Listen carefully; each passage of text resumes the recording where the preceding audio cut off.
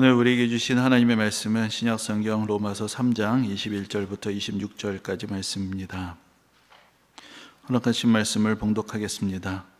이제는 율법 외에 하나님의 한 의가 나타났으니 율법과 선지자들에게 증거를 받은 것이라. 곧 예수 그리스도를 믿음으로 말미암아 모든 믿는 자에게 미치는 하나님의 의인이 차별이 없느니라. 모든 사람이 죄를 범하였음에 하나님의 영광에 이르지 못하더니 그리스도 예수 안에 있는 속량으로 말미암아 하나님의 은혜로 값없이 의롭다 하심을 얻은 자 되었느니라. 이 예수를 하나님이 그의 피로써 믿음으로 말미암는 화목제물로 세우셨으니 이는 하나님께서 길이 참으시는 중에 전에 지은 죄를 간과하심으로 자기의 의로우심을 나타내려 하심이니 곧 이때에 자기의 의로우심을 나타내사 자기도 의로우시며 또한 예수 믿는 자를 의롭다 하려 하심이라. 아멘. 우리가 지난주까지 해서 올해 1월부터 시작됐던 로마서 전체에 대한 강해와 묵상을 다 마쳤습니다.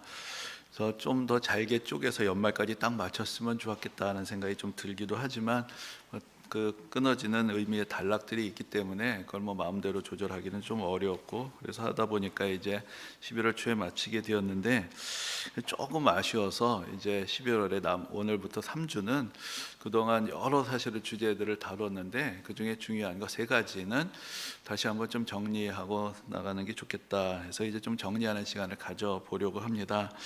이제 그런 시간을 가져보려는 또 다른 이유는 그 처음에 이제 로마서에 대해서 말씀드릴 기회가 있거나 이렇게 강해를 시작할 때 처음에 되게 강조하는 것인데, 로마서가 교리적으로나 또 교회 역사상 매우 중요하다, 이제 그런 말씀들을 자주 드리게 됩니다. 근데 여러분 어떻습니까? 1년 동안 우리가 로마서만 그냥 파고 파면서 왔습니다. 정말 중요하시던가요? 뭐를 새롭게 느꼈고, 그 로마서를 통해서 많은 사람들이 은혜를 받았다고 얘기하고 삶이 변화됐다고 얘기하는데 어떤 변화가 일어났을까요? 그런 질문을 로마서를 마치는 그 시점에서 다시 한번 해보게 되었습니다. 그냥 남들이 좋다니까 좋은 건가? 사실 이게 목회자들의 입장에서도 한 번쯤은 로마서를 쭉 강해를 해야 된다라는 마치 숙제와 같은 그런 짐이 있습니다. 이게 이제 그것을 다 한 셈인데, 그게 중요한 것이 아니라 이 말씀을 통해서 난 뭘 들었나? 난 뭘 깨달았나? 이제 나의 삶에 어떠한 변화들이 일어날 수 있는가? 사실 그것이 좀 더 근본적인 질문들이 아니겠습니까? 그래서 이제 다시 한번 그 로마서를 떠나기 전에 한번 그런 질문들을 다시 한번 나눠보고자 하는 것입니다. 근데 여러분, 우리가 성경을 읽을 때, 물론 성경을 내가 태어나서 처음 읽으신 분의 경우는 좀 다를 수도 있겠지만은, 그러나 성경을 이미 보신 적이 있거나 아니면 교회 안에서 오래 신앙생활을 이미 하신 상태에서 성경을 읽게 되면은 성경을 읽을 때 이제 2가지 말씀으로 나누어집니다. 하나는 아는 말씀, 하나는 모르는 말씀. 그럼 어떻게 될까요? 성경을 또 읽습니다. 아는 말씀, 아이고 여기 이 말씀이 있네, 아이고 반가워라. 모르겠는 말씀, 아이 이건 잘 모르겠다. 또 넘어가죠. 또 넘어갑니다.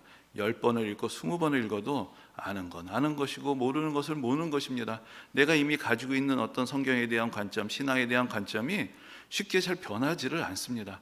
그래서 그냥 내가 아는 것은 다 아는 것으로 받아들이고 모르는 것은 어려운 것 혹은 몰라도 되는 것으로 넘어가기 때문에 우리가 말씀을 계속 접할 때마다 우리 삶에 새로운 도전을 받거나 변화가 일어나기가 사실은 쉽지 않은 것입니다. 근데 우리가 성경을 읽을 때 의도적으로, 때로는 의식적으로 사실은 우리가 아는 것이 확실하지 않다, 뭔가 열린 마음을 가지고 성경을 바라볼 필요가 있습니다. 그것은 사실 성경 안에는 우리에게 낯선 세계가 들어있기 때문입니다. 성경이 낯설다는 것에는 2가지 의미가 있는데, 하나는 성경이 여러분들 잘 아시는 대로 구약 성경은 더 오래전에, 신약 성경도 지금부터 2000년 전에 우리하고 전혀 다른 시대와 문화적인 배경 속에서 쓰여진 것입니다.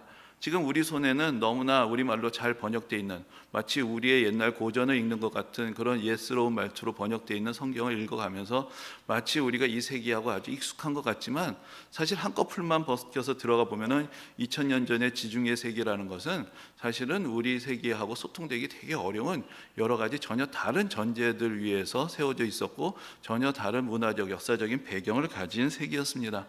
그렇기 때문에 우리가 성경 속에 담겨있는 여러 가지 사건들 또 개념들을 이해할 때 조금은 더 그 뒤에 무슨 이야기가 있는 것인가, 원래 성경이 하려는 말씀이 무엇인가, 그것을 조금 더 의식적으로 귀 기울여 들을 필요가 있는 것입니다.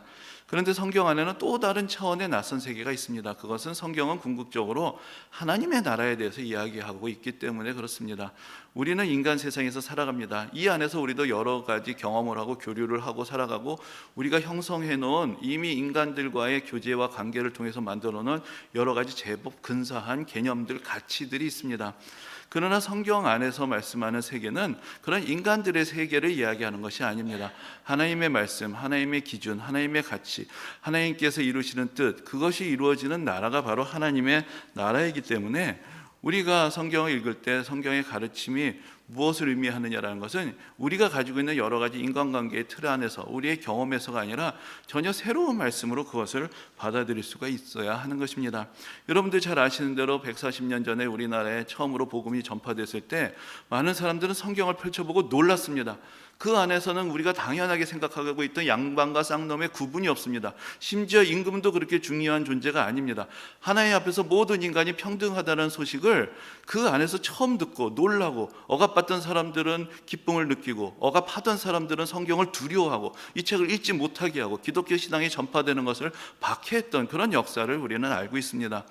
근데 더 이상 아무도 성경 읽는 것을 걱정하지 않습니다. 성경 읽는다고 세상도 바뀌려고 하지 않고 사람들도 잘 달라지지 않는다. 읽는 사람도 그렇게 생각하고, 성경 읽는 사람을 보는 사람들도 그렇게 생각하고, 성경 안에 낯선 세계, 새로운 세계, 우리에게 익숙한 모든 것들을 흔드는 그러한 가치의 세계가 있다는 것을 사실은 우리는 매우 둔감하게, 사실 민감하게 깨닫지 못하고 있기 때문입니다. 여러분, 로마서가 앞에서 중요하다 그런 말씀을 드렸는데, 사실 로마서에만 담겨있는 특별한 주제가 있는 것은 아닙니다. 로마서에는 성경이 다른 곳에 있는 그 메시지들이 그대로 들어있습니다. 근데 이제 로마서가 중요하다고 얘기를 할 때에는 대개 그것은 그 메시지를 전달하는 방식에 있습니다. 로마서는 그 서두에서부터 이 세상이 하나님의 진노 아래에 있다는 것을 분명하게 선언하고, 우리가 하나님 앞에서 다 죄인이라고 그렇게 선포하고 있습니다. 다른 말로 하자면 우리가 그동안 믿고 의지하던 모든 권위, 모든 근거, 전통은 다 틀렸다는 것이고, 당신이 당신에 대해서 갖고 있는 판단도 잘못됐다, 그것을 우리에게 분명하게 드러내어 주는 것입니다. 그리고 나서 또한 그러면 무엇인가 에 대해서 우리에게 차근차근 다시 한번 잘 설명을 해주고 있기 때문에 많은 사람들이 이미 성경을 읽다가 여기까지 왔습니다. 그동안 자각하지 못했던 하나님 앞에 서 있는 이 인간의 죄인됨이란 것이 무엇인가라는 것을 갑자기 여기서 심각하게 고민을 하게 되고, 그 다음에 우리에게 들려주시는 은혜의 음성들을 더 잘 듣게 되면서 사실은 다른 성경과 사실 전혀 다를 것이 없는 메시지가 담겨 있지만 그 가운데서 다시 각성하게 되고, 생각하게 되고, 고민하게 되고, 깨닫게 되면서 그들의 삶 속으로 말씀이 더 깊이 들어가게 되는 것을 경험하게 되었던 것입니다. 그래서 이제 앞에서 말씀드린 대로 오늘부터 3주간 동안 로마서의 핵심적인 개념들, 그래도 3가지는 정리를 다시 해보려고 하는데, 오늘 다시 살펴보고자 하는 주제는 하나님의 의라는 주제입니다. 하나님의 의라는 표현은 로마서에 그렇게 자주 나오지는 않습니다. 그러나 로마서 전체의 메시지에 가장 기초에 깔려있는 그런 개념이라고 할 수가 있고, 또 성경 전체를 이해하는 데 있어서 매우 중요한 그런 개념이라고 할 수가 있습니다. 그런데 제가 전에도 말씀을 드렸지만 사실은 하나님의 의가 성경에서 중요하다라는 것이 별로 우리에게 와닿지 않을 때가 많습니다. 우리가 성경을 읽을 때 어떤 삶이 의로운 삶이냐를 찾기보다는 어떤 은혜를 받을 것이냐, 나는 어떻게 내 삶에서 어떤 성취를 할 수 있는 것인가, 내가 어떤 위로를 받을 것인가, 그런 관점에서 성경을 보기 때문에 성경이 말씀하려는 것은 잘 안 들리고 내가 듣고자 하는 이야기를 더 많이 보기 때문에, 그렇게 보면 성경에서 하나님의 의라는 것을 언제 얘기를 했는지 사실 때로는 우리에게 낯설게 느껴질 때도 있습니다. 근데 이제 요즘 오늘날 우리가 살아가고 있는 시대를 통해서 다시 생각해 볼 때, 사실 오늘날 우리는 이전보다 더 의로움에 대해서, 정당함에 대해서, 옳고 그름에 대해서 사실 이전 시대보다 더 관심이 있는 그런 시대가 되어가고 있다라고 말씀을 드릴 수 있겠습니다. 그 차원에서 또한 우리에게 있어서 의로움이란 것, 하나님의 의로우심이란 것이 무엇인가, 그래서 우리는 조금 더 주목을 해야 하는 것입니다. 요즘 직장에서 관심을 갖고 있는 3요가 있다, 이런 이야기를 제가 들어본 적이 있습니다. 여러분들이 저보다 더 잘 아실 것이라고 생각이 되는데, 그 3요가 뭐죠? 이걸요, 제가요, 왜요? 이 3가지가 3요라는 것입니다. 뭔가 예전에는 상사가 지시를 하면 오늘까지 하면 야근을 해서라도 하고 그랬는데, 처음에 듣게 되는 질문을 이걸요, 제가요? 왜요? 다시 풀어주면은 왜 제가 이걸 해야 되나요? 라는 질문에 대답을 해줘야 돌아간다는 것입니다. 그래서 이제 이걸요라는 질문에 대해서는 이 업무의 목적이 무엇인지를 설명을 해줘야 되고, 제가요라는 것은 다른 사람이 아니라 왜 당신이 할 때 더 좋은 효과가 날 수 있는지, 그리고 왜에 대해서는 그래서 이 일을 해서 회사가 얻게 되는 이익과 당신의 당신이 할 수 있는 기여가 무엇인가, 이런 것들이 잘 명확하게 정리가 돼야 그래야 이 일을 하고 소통을 할 수가 있다는 것입니다. 근데 이것이 사실은 오늘날 젊은 세대의 문제만은 아닙니다. 어떤 면에서 온 나라가 왜요로 가득 차 있습니다. 여러분 그렇게 생각하지 않으십니까? 왜 내가? 이런 질문들이 사실은 그동안 우리가 아무 생각 없이 해오던, 때로는 전통에서 권위에서 해오던 많은 일들에 대해서 새로운 질문들을 던지고 있습니다. 저는 옛날부터 다 믿는 가정에서 자라왔고, 그래서 명절에 제사 지내는 거, 그런 어떤 차례 지내는 것이 별로 익숙하지는 않은데, 저는 예수 믿는 사람들만 그런 줄 알았습니다. 근데 얼마 전에 추석에 대한 기사를 보니까 지금 많은 집안들이 왜 우리가 제사를 지내야 되느냐, 왜 우리가 차례를 지내야 되느냐 거부하는 집안들이 많이 늘어나고 있다는 것입니다. 우리가 옛날부터 해오던 것이지만 왜?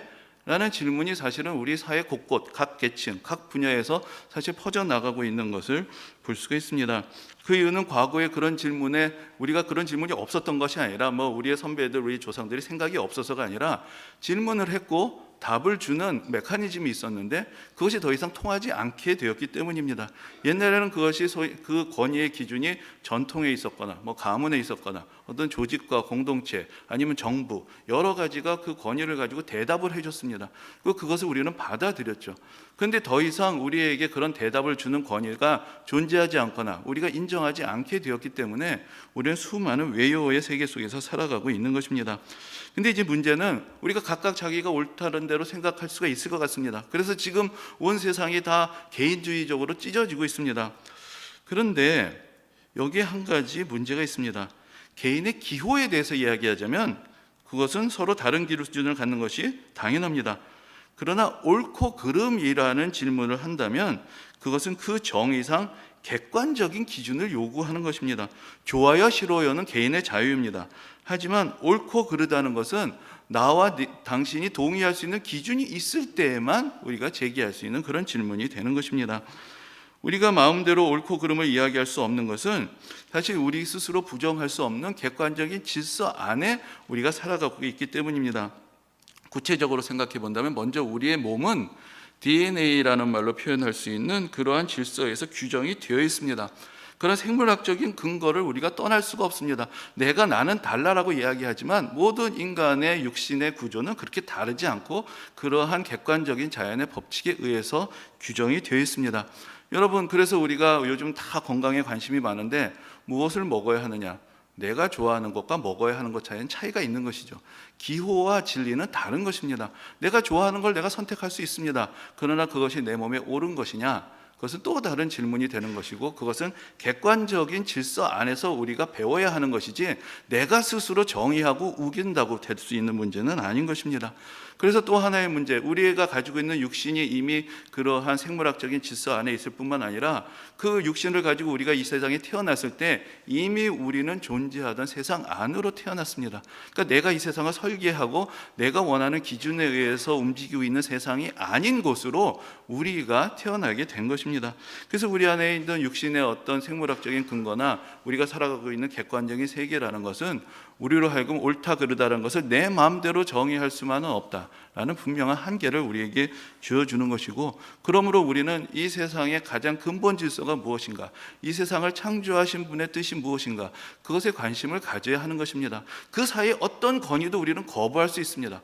그러나 근본적으로 이 세상의 창조의 질서 자체를 거부하고는 우리는 단 한순간도 살 수가 없는 것이고, 거기서 우리는 성경이 말하는 의로움에 대해서 다시 한번 관심을 기울여야 하는 것입니다. 근데 이제 성경에서 말하는 의라는 것이 무엇인가? 우리는 의라는 것이 되게 옳고 그름을 따지는 어떤 기준처럼 생각을 합니다. 정당함과 부당함을 나누게 되는 것이죠. 그래서 누군가 옳으면 누군가는 그르고 틀린 것입니다. 그것을 판단하고 심판하고 또 때로는 처벌하는 그 모든 것들이 의라는 기준을 통해서 나타나게 됩니다. 그런데 이제 우리가 로마서 앞부분에 보면은 로마서 1장 16절 17절에 바울이 로마서 전체의 어떤 주제가 될 수 있는 이야기를 하면서 이렇게 고백하는 것을 듣게 됩니다. 내가 복음을 부끄러워하지 아니하노니 이 복음은 모든 믿는 자에게 구원을 주시는 하나님의 능력이 됨이라. 먼저는 유대인에게요 그리고 헬라인에게로다. 복음에는 하나님의 의가 나타나서 믿음으로 믿음에 이르게 하나니 기록된 바 오직 의인은 믿음으로 말미암아 살리라 함과 같으니라. 여기서 이제 바울은 자신이 복음을 부끄러워하지 않는다라고 이야기하고 그 이유가 복음이 모든 믿는 자에게 구원을 주시는 하나님의 능력이기 때문이라고 이야기합니다. 그리고 나서 왜 복음이 모든 믿는 자에게 구원을 주시는 하나님의 능력이 되시는지를 이야기를 하는데, 그러면서 이렇게 얘기합니다. 복음에는 하나님의 의가 나타나기 때문이다. 근데 여러분, 복음이란 것은 무슨 뜻입니까? 복음은 문자 그대로 말하면 기쁜 소식이란 것입니다. 근데 하나님의 의라는 것은 무엇입니까? 옳고 그름의 기준이 하나님께 있고 하나님이 절대적으로 옳으신 분이다라는 것이 드러나게 된다면 그 앞에서 인간은 어떻게 됩니까? 분명히 앞에서도 말씀드렸지만 로마서는 또 우리에게 가르쳐줍니다. 하나님의 의로우심 앞에서 모든 인간은 죄인이다. 그러면은 하나님의 의로우심이 우리에게 나타나면 그것이 인간에게 기쁜 소식입니까? 나쁜 소식입니까? 그건 사실은 나쁜 소식이 될 수밖에 없겠죠. 너희는 다 죄인이다. 심판을 피할 수 없다. 하나님의 진노 앞에 서 있다. 그것이 어떻게 기쁜 소식이 될 수가 있습니까? 근데 하나님의 의가 복음에서 나타났는데 그것이 바로 복음의 내용이다라고 이야기를 한다면 이것은 사실은 앞뒤가 맞지 않는다라는 생각을 할 수밖에 없을 것인데, 그것을 우리가 뒤집어서 생각해 본다면 그러면 우리가 하나님의 의에 대해서 뭔가는 아직 모르고 있는 것이 있구나 라는 것을 다시 한번 생각해 보게 되는 것입니다. 그래서 이제 성경에서 말하는 의로움이 무엇인가, 하나님의 의라는 것을 어떻게 설명하는가, 거기에 대해서 이미 몇 번 말씀을 드린 적이 있지만 오늘 다시 정리하는 차원에서 말씀드리면은 이렇게 설명할 수 있습니다. 구약 성경을 보면은 의라는 말로 번역될 수 있는 두 가지 단어가 있는데, 하나는 이제 미슈파트라는 단어입니다. 이것은 대개 우리말 성경에서 정의라는 말로 번역을 하게 됩니다. 근데 이 정의라고 번역되는 미슈파트라는 말은 통치에서의 올바름, 재판에서의 정의, 교정적 정의, 이런 뜻을 갖고 있다고 설명합니다. 그러니까 우리가 생각하는 의로움에 훨씬 더 맞는 기준인데, 법정에서 누가 옳고 그르냐를 가르는 기준, 그거로서의 의로움을 이야기를 하는 것입니다. 그래서 잘한 사람에게는 상을 주는 것이고 잘못한 사람에게는 벌을 주고 심판을 하는 것, 그것이 바로 법정에서의 정의가 되는 것입니다. 그런데 성경에서 그러한 정의만을 이야기하는 것이 아니라는데 또 우리의 관심이 있고 이 복음을 이해하는 중요한 어떤 통로가 되는 것입니다. 그것이 이제 성경에서 흔히 우리말 성경에서 공의라고 번역을 하는데, 사실 정의나 공의나 우리가 들리기엔 똑같이 들리기 때문에 이것이 뭐가 틀린지 잘 집중하기가 어렵습니다. 근데 그것이 히브리어로는 체데크라는 말을 사용을 하고 있는데 여기는 조금 다른 의미가 있습니다. 그것은 관계에 있어서의 올바름, 다른 사람들의 처지를 헤아리고 그것에 상응해서 올바르게 대우하는 것이라는 그런 차원의 올바름이 있는 것입니다. 그렇기 때문에 약한 사람은 약한 사람답게 대우하는 것이고 강한 사람은 강한 사람답게 대우하는 것이 옳은 것입니다. 능력이 있는데 잘못을 저지른 사람은 당연히 징벌을 해야지만 연약하여서 잘못을 저지르게 된 사람이라면 그의 처지를 이해하고 감안해주며 긍휼을 베풀 수 있을 때 그것이 옳다, 그것이 의롭다라고 말을 할 수가 있는 것입니다. 그리고 특별히 이제 이 하나님의 또 다른 의로움이 나타나는 장면은 하나님께서 하나님과 맺은 언약을 끝까지 지키시는 데서 나타납니다. 인간들은 하나님을 배신합니다. 그 언약을 깨뜨립니다. 그러나 그 언약, 이 관계에 있어서 하나님은 올바르시기 때문에 이 관계를 끝까지 지키시고 그 관계를 떠나지 않으시고 그것을 깨뜨린 사람들까지도 여전히 그 관계 안에서 붙들어 주시는 그러한 의로움으로 나타나는 것입니다. 그래서 이것을 저는 우리나라 말에 조금 어감을 살려보자면 의리에 가깝다라는 생각을 해봅니다. 의리에 가깝다. 의리에도 의자가 들어가죠. 그 옳은, 근데 의리라는 것은 관계에 있어서의 올바름이고 다른 사람들이 나를 비난하더라도 끝까지 내 편을 들어줄 수 있는 그런 의로움을 우리는 또한 의리라는 말에서 찾게 되는 것입니다. 그래서 내가 어떤 문제가 있다고 할 때 첫 번째 의로움의 기준에서는 나를 판단하고 정죄할 것입니다. 그러나 두 번째 의로움의 기준에서는 그래도 의리를 지키고 끝까지 우리 곁에 있어 줄 것입니다.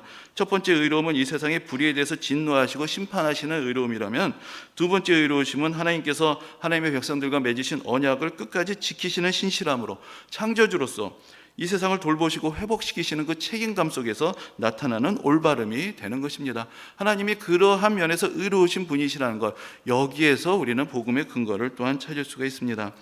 그래서 성경에서 그러한 의로움이 어떤 것인지를 보여주는 몇 가지 구체적인 예들이 있습니다. 이것도 전에 한번 말씀드렸던 것인데 다시 들려드리면 이렇습니다. 예를 들어서 신약 성경에서도 이런 의로움의 예가 나옵니다. 그것이 바로 마리아와 요셉의 이야기에서 나오는 요셉입니다. 여기서 이제 요셉은 마리아가 자기랑 정혼을 했는데 성령으로 말미암아 잉태하게 되었고, 그래서 마리아가 임신했다는 소식을 듣게 됩니다. 근데 성경에서 이렇게 표현을 합니다. 남편 요셉은 의로운 사람이라 그를 드러내지 아니하고 가만히 끊고자 했다.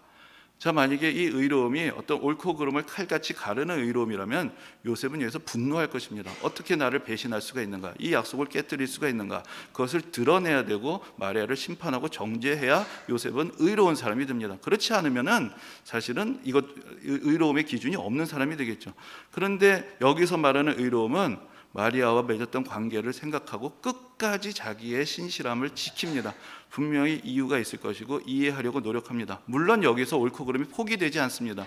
요셉이 이 관계를 잊지는 않습니다. 그러나 그럼에도 불구하고 끝까지 자기가 사랑하던 사람의 명예를 지켜주고 그것을 가려주는 그러한 의로움을 여기서 이야기하고 있는 것입니다. 그러니까 여기서 옳고 그름을 가리는 의로움만 있는 것이 아니라 관계에 있어서의 끝까지 신실한 그러한 의로움의 모습이 함께 나타나 있는 것을 볼 수가 있습니다.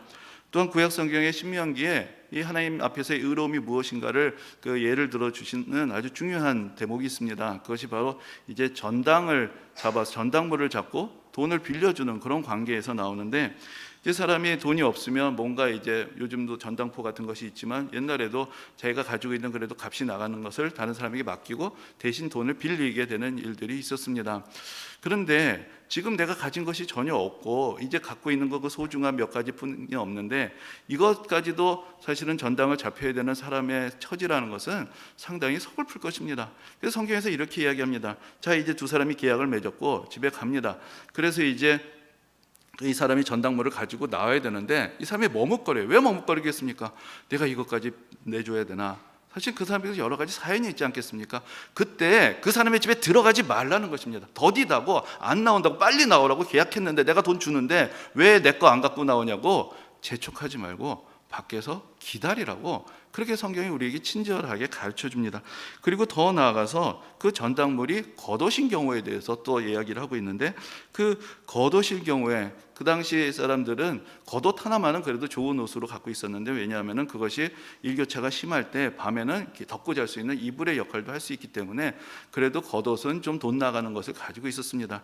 이제 그 겉옷까지 전당을 잡힌다라는 것은 그 사람이 가지고 있는 마지막 자존심까지 내어주는 것이 되겠죠. 그리고 겨울밤을 춥게 지내야 된다는 그러한 또 다른 외로움과 비참함을 겪게 될 것입니다. 그래서 성경에서 율법은 그렇게 가르쳐 줍니다. 그 겉옷을 밤에는 돌려줘라. 그 겉옷을 밤에는 돌려줘서 그 사람이 덮고 자게 해라. 이 사람이 이미 겉옷을 잡았고 돈을 빌려줬습니다.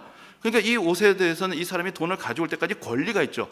이게 정당합니다. 정당한 권리를 가지고 있습니다. 하지만 성경이 우리에게 가르쳐 주는 것은 그 옷을 밤에는 그 사람의 처지를 불쌍히 여겨서 돌려주라는 것입니다. 그러면서 거기서 이제 하나님께서 이렇게 말씀하는 것을 봅니다. 그리하여 그가 그 옷을 입고 자며 너를 위하여 축복하리니 그 일이 내 하나님 여호와 앞에서 내 공의로움이 되리라. 이렇게 해야 내가 의로운 사람이라고 그렇게 말씀하고 있는 것입니다. 내 권위 안에서 옳고 그름을 따지는 것이 아니라, 물론 내가 권리가 있습니다. 하지만 그럼에도 불구하고 그 사람의 처지를 이해하고 베풀어주는 그 은혜와 사랑이 의로움 안에 들어있다는 것, 그것이 성경에서 말하는 하나님의 의로움에 대한 설명이 되는 것입니다. 그래서 오늘 우리가 로마서 3장 21절 26절 말씀을 다시 한번 이제 읽게 되었는데, 여기에서도 두 가지 의로움에 대한 표현이 나오는 것을 볼 수가 있습니다. 여기서 이제 하나님의 의에 대해서 강조를 하고 있는데 21절에 이런 말씀이 있습니다.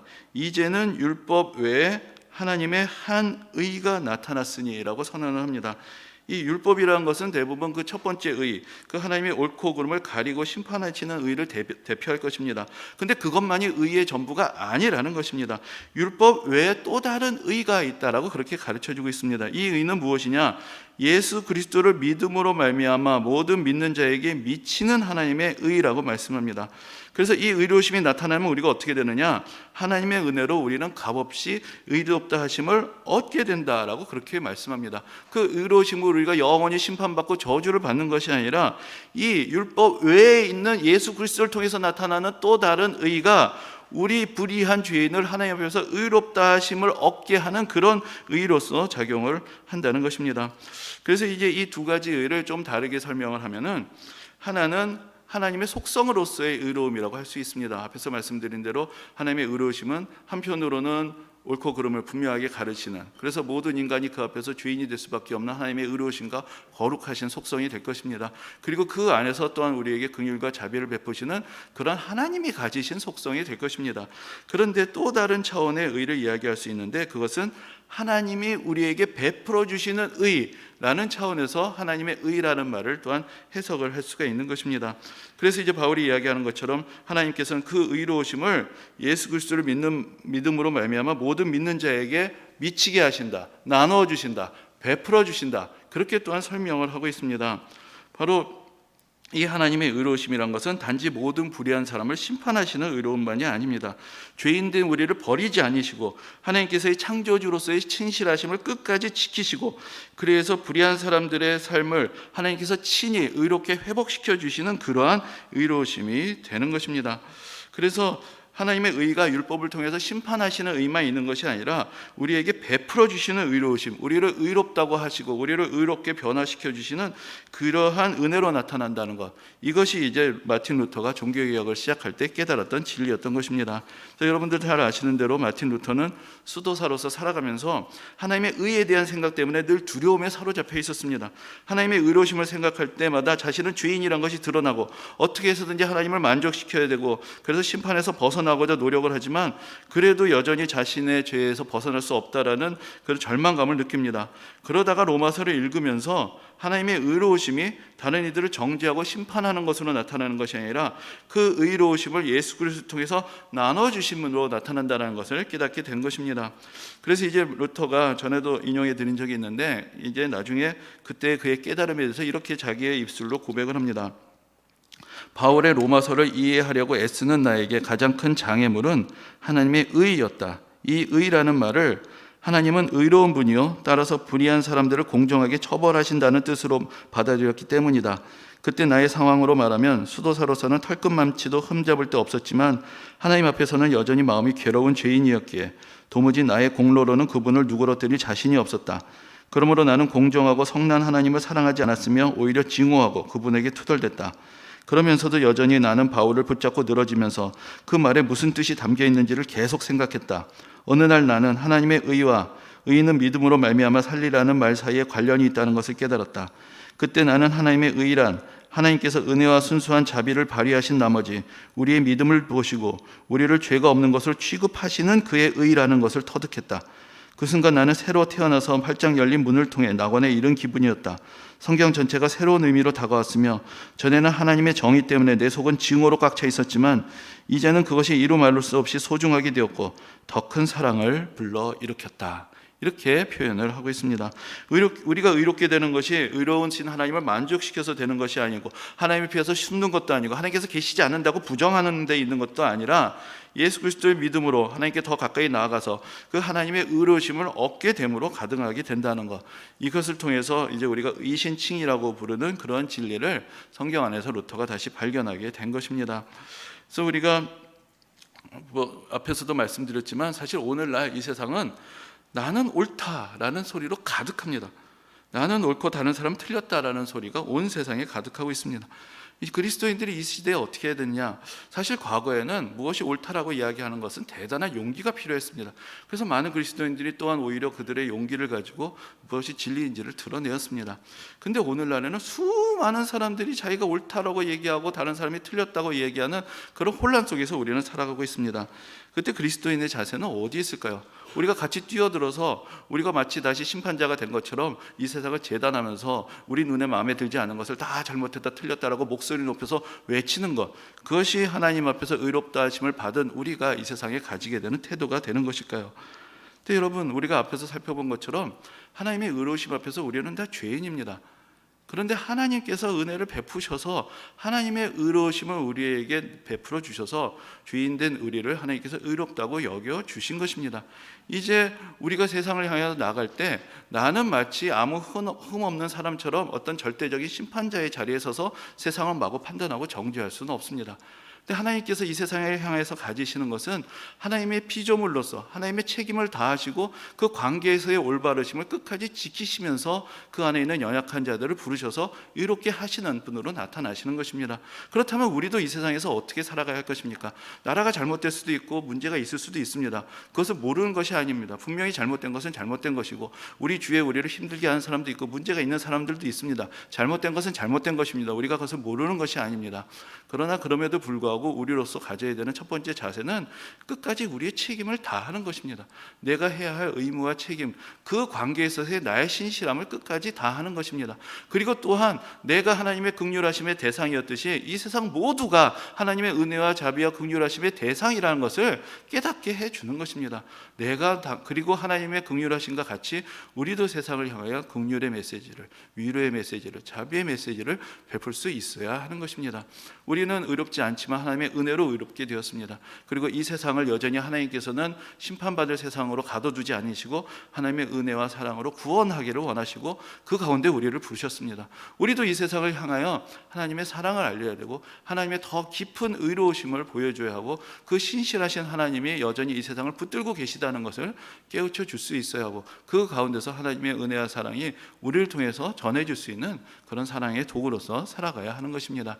이것이 하나님의 의로우심 안에서 부르심을 받은 모든 의로운 그리스도인들의 사명이 될 것입니다. 이 사명을 이 세상 가운데서 잘 감당하시는 성도님들이 되시기를 주님의 이름으로 축원합니다.